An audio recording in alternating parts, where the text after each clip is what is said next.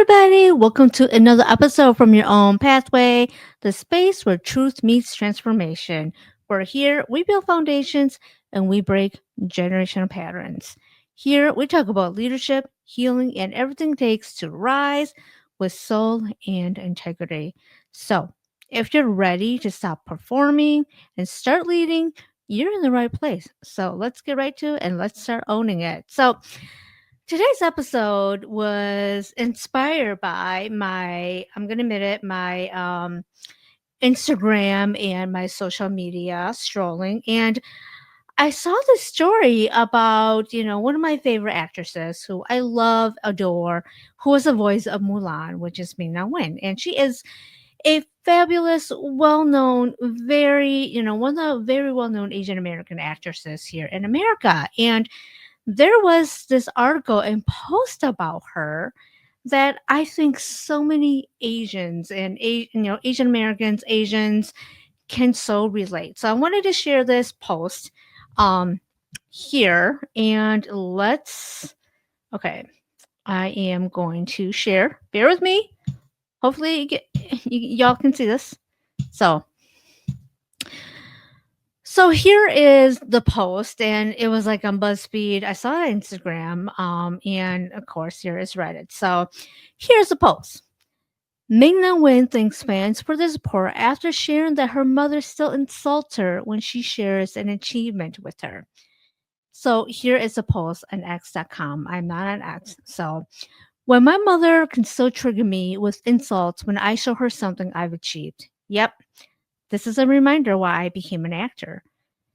Thank you to all my fans for the love and support. I need you today. And so it talks about how, Ming-Na is like 60 and her mother is 91. And even at 60 years old, with all her accomplishments, like Ming-Na has been in the business for over 30 years and shares that she still gets triggered and insulted by her 91-year-old mother who feels that Ming-Na is not has enough achievements. And so of course you can see all of this. It says, mind you, she's 61, her mom is 90. This bullshit never stops. And yeah, and so sometimes your biggest bully can be your mom. I know I can relate. And so many Asians came on and gave their perspective and their feedback about this. And so today's episode is really about the Asian wounds that we carry and how to accept. And this episode is about how to accept that you will never be enough for them and that it's okay to be enough for you. And I want to come this from being a therapist who worked a lot with Asians, especially first and second generational Asians who were children of immigrants or who were born here, and the expectations and how to navigate all of this. And so today's episode is going to discuss this and how we can come to terms and be happy for ourselves. And so we're going to deep into something that again cuts across generations, but especially the Asian expectation to achieve. And the moment that you realize you will never be enough, and somehow that can be your realization to your freedom. So let's get right into this. And I'm excited for this episode. Not that because I want anybody to feel bad, but it's about okay, let's talk about this. It's uncomfortable. And what can do to use this to your advantage. So part one is the pain of never being enough. You've heard me all talk about this. Like you've heard me all talk about my therapy experience, being a therapist and also being a child of immigrants myself, being a second generation child of immigrants myself. Like this hits really deep home. And I can tell you this. Some of the deepest pain I've come across from very high achieving Asian clients. Most of them, of course, are first and second generation, or second generation. And when they come into therapy, it's not because they failed, but it's because they've succeeded so much and still feel empty. They come in saying stuff like, I did everything right. I made my family proud. And why do I still feel like I'm not enough? I mean, very typical, stereotypical. They are doctors, they are entrepreneurs, they are, in tech, very smart and brilliant people. And yet, their parents still say, you could do more, you could be more. And so there's always that more, more, more, more. Heck, I mean, they could be CEO and they could be president, and their parents will still ask, why not more? So that is when it really hits you that the goalposts will always move. You're never going to get there because the goddamn goalposts will always move. And so the truth is, you can run your heart out, you can make that damn touchdown, and your parents will say, that wasn't it, that wasn't enough. That there is generational scarcity trauma. This is a survival mentality disguised as love. I know, I know. And once you start to realize that I've done everything, so what more do you want from me? Sometimes asking that question is where the healing begins.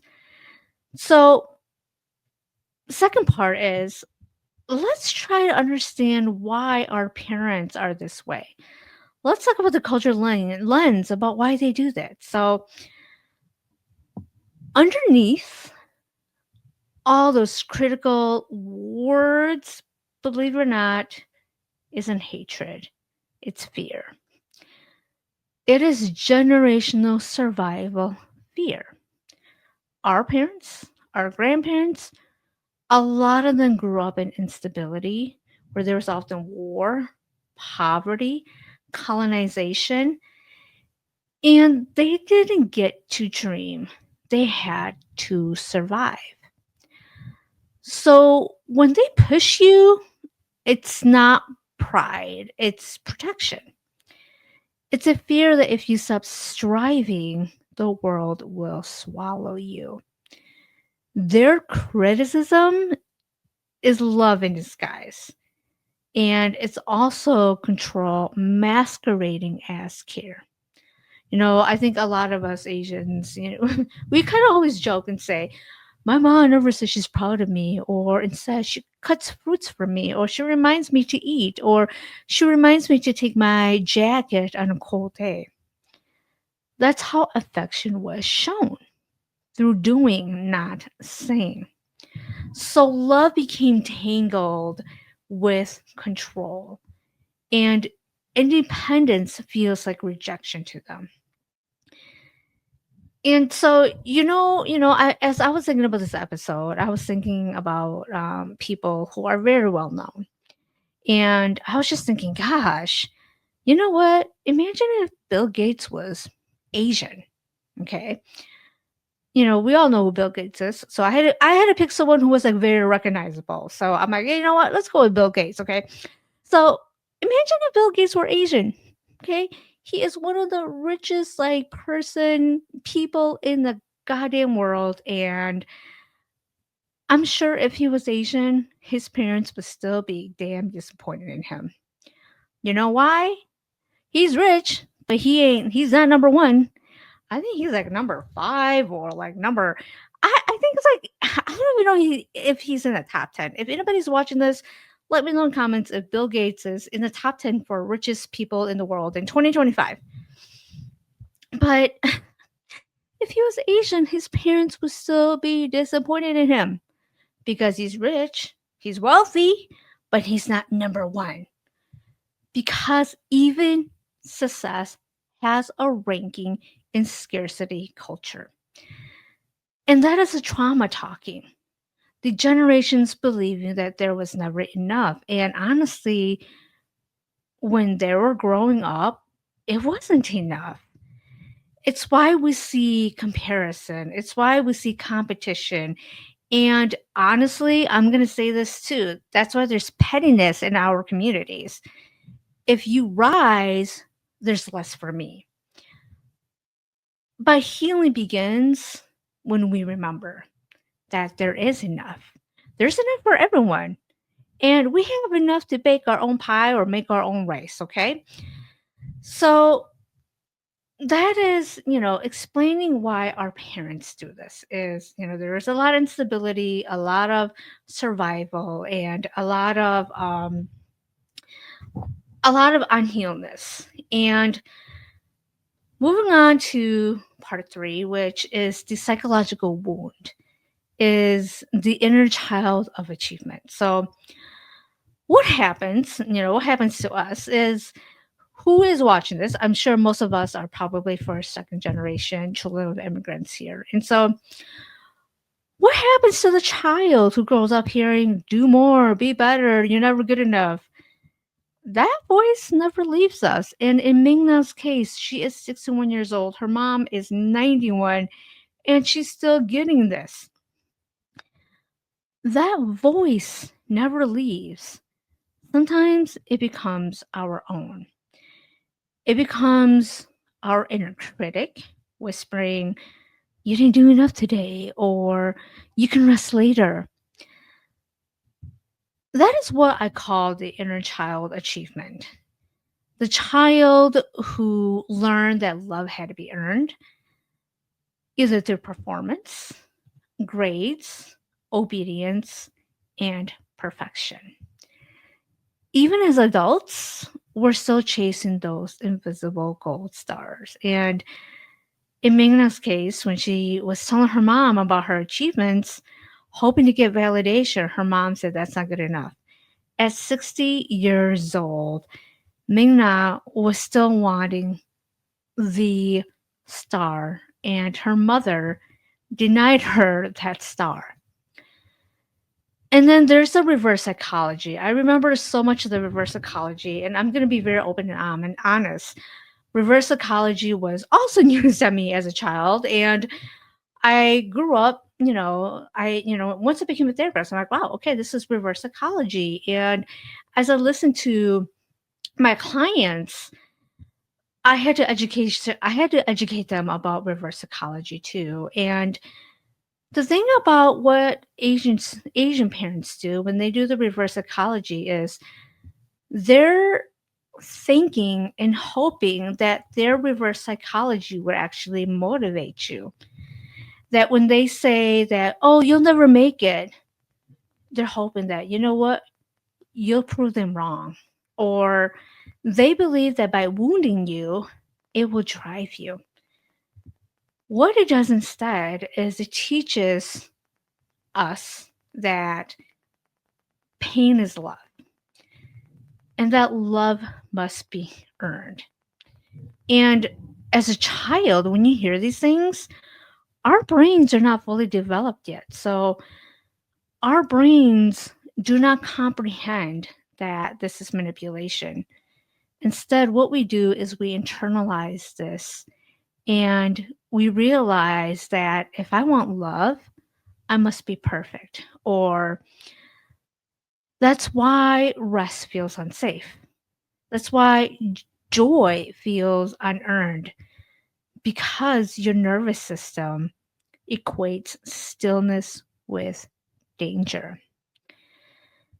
And that is a heartbreak about being the inner child of achievement is you become everything they wanted, but not who you needed.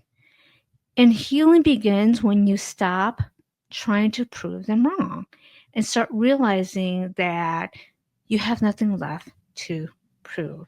And so, moving on, it's about healing. Part 4 is about healing. And when you realize that you'll never be enough and that's okay, and that is freedom.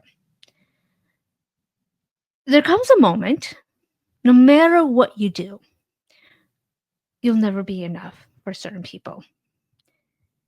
And that realization is often freedom.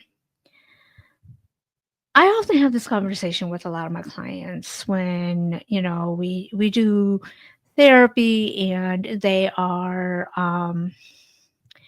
still in the stages of people pleasing, and they realize that no matter what they do, that their parents are never going to be happy. And that's something that we have to come to accept. Is like, accept that your parents will never be happy, that they will never be happy for you or where you are. You can give and give and give, and it will never be enough. And that is a tough conversation, but it's also a conversation that makes many people, many of my clients say, you know what, you're right. Because when you stop trying to be enough for others, you start becoming whole for yourself. Freedom begins when you stop auditioning for approval. When you realize that their silence isn't about your value, it's about their capacity. The thing is, you can't heal by changing them. You heal by changing what their voice means inside you. And so, what can you do? What can you do to heal and start accepting that, you know what? I have to accept that no matter what I do, I'll never be enough. And how do I start becoming enough for myself? So, one of the first things that I really recommend is for you to grieve, because this is a grief and loss process. Grieve, mourn more than parents that you wish you had. I think a lot of us grew up, and I know I am going to say this. There were times when, there was a lot of generational trauma and expectations and generational wounds that you were like, what did I do to deserve to have these type of parents who always put their wounds on me? And so there's a lot of grieving in that part, because honestly, our parents probably did their own grieving too.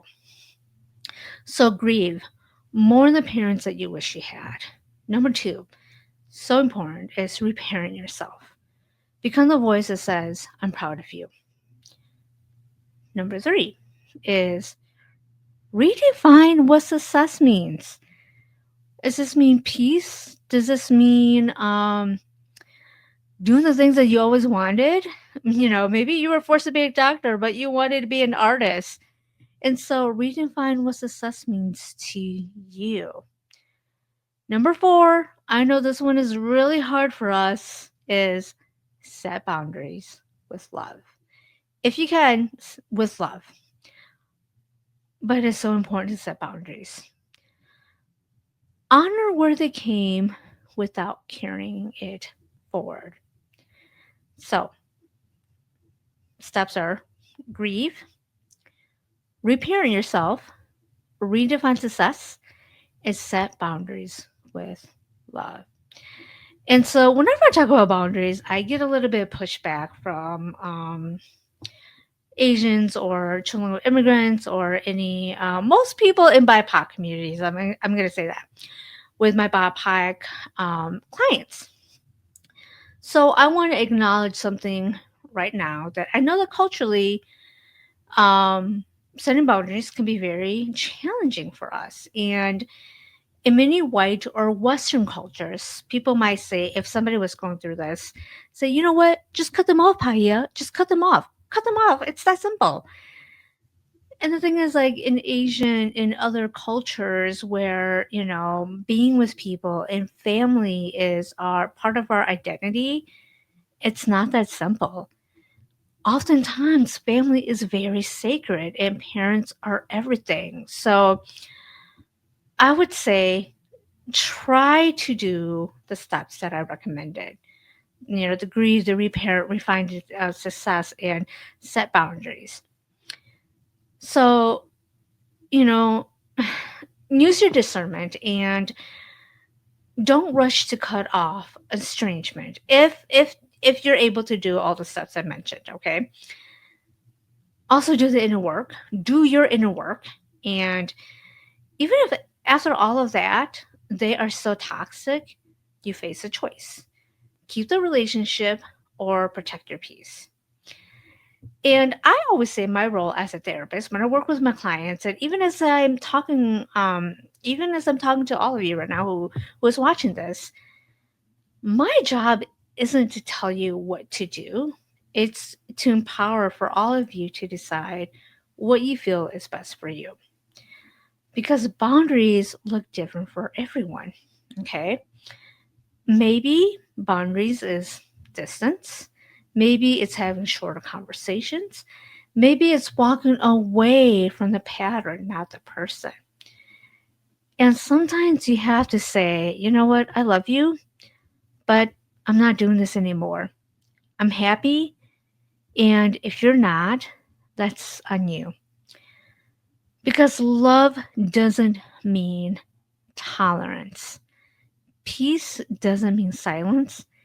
And sometimes peace means walking away with grace. So, moving on is, owning your enoughness and being enough for yourself. When you finally stop chasing approval, you start to meet yourself. You stop performing for love and start living in truth. And that is enough. That is enough. So, you don't need their validation to define your worth. You don't need to shrink to fit into their vision of success for you. And I know I hear this so much. I hear this so much from children of immigrants. And a lot of them feel like they are honoring their parents by doing this. And I'm not going to say it's wrong. I'm not going to say that.